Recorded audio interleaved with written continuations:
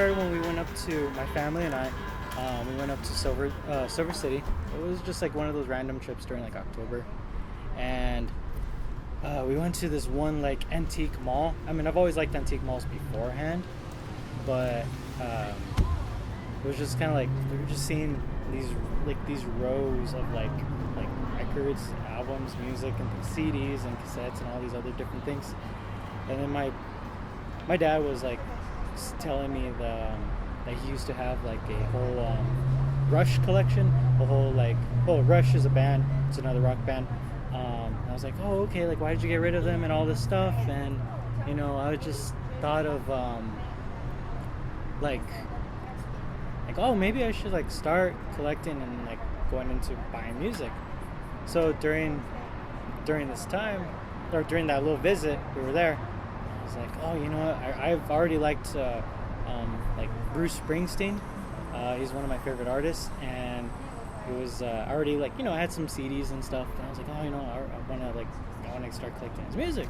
So I ended up purchasing my first album purchase. I remember the price. It was $6 at this place. Maybe it was maybe I did overpay for whatever at the time. I mean, it's $6. You can easily find this specific album like almost like $2, $3 in the bargain bin.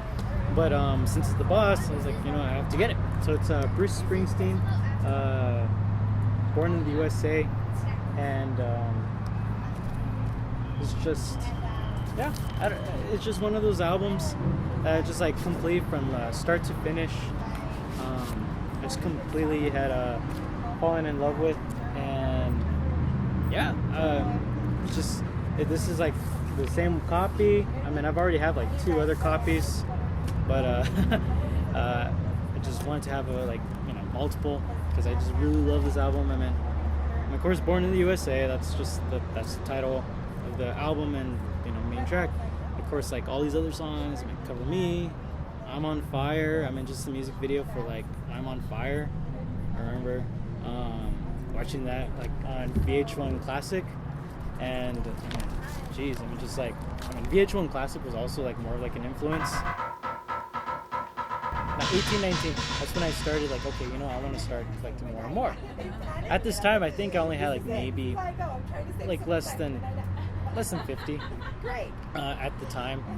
And I mean, right now I'm sitting at, oh boy, I lost count after 550. I still have some I need to put into my own little like Excel spreadsheet and all this stuff. Inventory. So I'm sitting at, I think, more than 570 something. In 10 years, I have grown from this one album to more than 550 something. So I looked up, what do we call people who collect records, vinyl? Okay. What is it? What I got, the definition was, you guys are called the lifers. That's what it said, and let me tell you the definition. Okay, and where? Lifer means that you guys never stop collecting vinyl and have a section of their homes dedicated to what they have accumulated. Have you ever heard of that?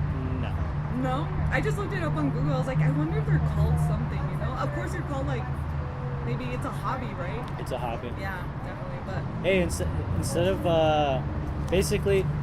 In a sense, my parents taught me something good. Instead of buying drugs or anything, I waste my money on buying albums. In the trouble city. Have you ever heard of him? Searching for Sugar Man? Nope. No. So I'm not from Africa, so I wouldn't know him. He's not that popular, I guess. Well, he's popular in Africa. And like honestly, like his songs are pretty like he just talks about life and drugs and sex. I mean, talks about life. Sex, drugs, and yeah. So I'm gonna have to send you that, and maybe you'll get his vinyl. I hope, because What's his name? To be honest, I forgot. But his documentary is called "Searching for Sugar Man." Yeah, I forgot. Okay. I'll send you the stuff. Okay. Tell me the difference between vinyl and record, because I was like mixing it up. They're practically the same thing. Just vinyl is the material that it's made out of, which is vinyl. Yeah. And compared to like other formats, so like cassette, which is tape, CDs, digital. I mean, there's like several other little formats, but no, that's what it is. It's vinyl. It's the material. The material. I did not know that. Yeah. I'm not a collector. But I mean, let's just say LP, which is just a long play, and then or record, album. You know, that's what most people are like. Oh, hey, like you collect albums? Like, yeah. Or oh, you collect records? Yeah. And it's the same thing. Also, tell us about your Instagram. I love how you put your Instagram together. Aye. Yeah, like it's like a library of all your vinyl. Yeah, I originally had like started a page like that, maybe like 2 years ago, and it just kind of I deleted it. And I was like, yeah, all these other things happened. I was like, you know what? I'm gonna pick it back up in. I think it was beginning like in January of 2019. I was like, hey, I'm I just do it for fun. There's really no purpose. I just really put it out there. I was like, hey, I want to take a photo of this and kind of make it whatever, however, I want to take the photo. And it's just really just for fun. There's, I know most people want, likes and all these things out there. I just put it, whatever. Like, it's just for, I guess in a sense, for me to look at and to, like, how you said, like, like a little library, categorize it. Yeah. I just look at my, I did take a photo of that. Okay, I'm going to try to think of, like, another one, too. Just for fun. Yeah, I really like it. I feel like you're so creative on it, and you could tell, like, you're so passionate about it, too. Like, you don't just post to post. No, and then, like, so everyone has an aesthetic. Yeah. And if you compare to mine to, like, somebody else's, like, little page, some people like it very minimal, like, very minimalistic, very, like, everything is straight and categorized. Me, the way I do it is like very poppy, very punchy kind of colors to the albums. All right, Jerry. So thank you for being on the Chat Mini podcast. But before we go, tell me about your favorite records. Tell me about the records you brought. Okay. I don't have a specific favorite one. Like, I know I said about the Bruce Springsteen and all this stuff. But it's not my favorite. I mean, it's my first one, but it's not my favorite. And I honestly do not have a favorite. Everything ranges in different like reasonings why I brought these specific ones. So for example, so we have right here is like the Doobie Brothers, Minute by Minute, and this specific album, I didn't like the Doobie Brothers until after like 2016. Yeah. It's more in a sense like recent and it's because I saw an Amiibo it's Amiibo Records. It's a YouTube channel, and they do like what's in your bag. So they had one with Mac DeMarco, and like right at the beginning of the video, like on what he gets, he just says that he pulls out in a bargain bin. He says, "Oh, the country bargain bin. Doobie Brothers ain't country, but it was for $1." And he goes, "Oh man, like, he's like, screw the rest of the album. All you need to know is just What a Fool Believes, which is the, one of the hit songs of this." And he's like, "Oh, the young Michael McDonald, like, that's just like," and I was like, "Oh, okay, like, I just want to like go ahead and start listening." And then I completely fell in love with the Doobie Brothers after this, and now I have all their albums. Yeah. I did not like this artist at all, and it wasn't until after I had gotten this one from an estate sale, and that is Mariah Carey's first album, and this one, and then the song Someday, and I mean I first got this one in an estate sale, and like I said, I never liked Mariah Carey or anything. I never really dove into her music. And after this, I just like completely like, just fell in love. I was like, oh, I love Mariah Carey, and I started to listen like pretty much all her early work, 90s, and like I even have her next album. And, it was just one of those things. Like there's like a little story behind like to why I ended up getting them and stuff. Let's see. This one's more recent. Yeah. Like really recent. I had no interest, or I've heard of the artist, but never really liked this artist at all.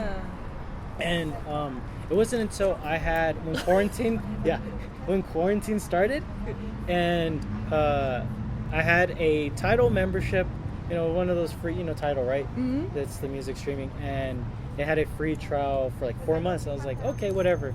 And this came up on one of the new releases. Yeah. And it was Dua Lipa's future. That's so random, like, for I know, you. right? Yeah. Right? It's so random for me. It's future nostalgia. And I mean, geez, like this is a very like. She's a beautiful singer, though. No, she's yeah, she is. Yeah. And it's just like very, very like 80s, 90s esque, early thousands. It's just like that nostalgia, whatever. Yeah. Very pop. And I mean, like, this is like one of the last things, so random if you compare it to all my other music. It's like, yo, what? Oh, that's like, pretty. And yeah, I want it now. I don't even collect records. That's so cool. I mean, of course, they have so many hit songs. Don't Start Now, Cool, Levitating, Hallucinate. It's just from start to finish, I like this album a lot. And then I started listening to more of her stuff. Mm-hmm. But this one, I was like, hey, you know what? I'm gonna go ahead and get it. I pre-ordered it because it was a pre-order for Amazon. I was like, heck, I'm getting it. Yeah. And like I said, last thing I would even expect. I mean, Mariah Carey was totally different from what I listened to, but dang. And I brought here Sabotage. This is a reissue. Back I think it was 2014, 2015 reissues. This album Sabotage, and it's just, I don't know how to explain it. It's probably my favorite Sabbath album because, okay, they went through all their albums. They're all totally different. You have the first, second, third. So this one's, you have Black Sabbath, you have Paranoid, Mass Reality, Volume 4, Sabbath Plays Sabbath, and this one's Sabotage. So this one's technically the sixth one now. Sixth album that they have released, and it's, just to me, from start to finish, it's just pure it's metal. It's people say sometimes you could argue whatever, but some people say it's the start of heavy metal. I mean, of course, it kind of started earlier with different artists and stuff, but this is the one that kind of made it mainstream in a sense. I mean, from the first song, Hole in the Sky, it just hits hard. The riffs, the guitar riffs, and everything. Tony Iommi, Gus Butler, Bill Ward on drums, Ozzy, and it goes on the internet. It's or YouTube and stuff. It kind of became popular. There's this kind of genre called city pop. Uh-huh. City pop is the 80s era of Japanese pop, very jazzy, very pop and stuff. It's totally different from the pop and on the American side during that same time. And one of the songs I heard was called Fantasy by I'm probably butchering your name, but Maiko Nakahara. Uh-huh. And I was like, oh my god, this song is so sick. And I started listening to more of the album, and I was like, yo, I have to find this. Yeah. And the only way I could get it was ordering it online. I had to import it from Japan, and it's called Friday Magic. She looks cool. And it's Japanese as heck, and I gotta show you the song. The song is very poppy, very whoa, jazzy, and all this stuff.